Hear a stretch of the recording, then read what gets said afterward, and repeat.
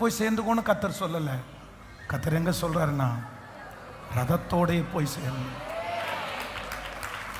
ரதத்தோட போய் சேர்ந்து. ஹல்லேலூயா.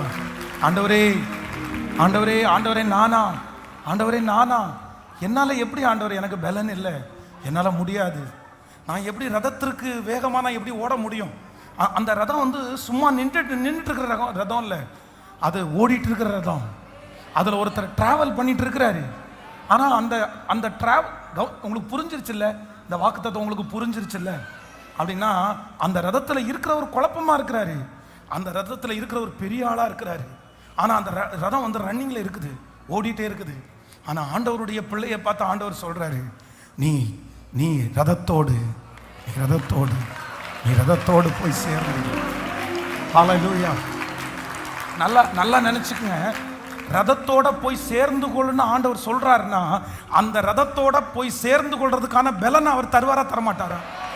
பலனை தருவாரா தரமாட்டாரா? ஆனா நான் என்ன சொல்றேன்னா, நீங்க தயங்கி நின்றாதீங்க.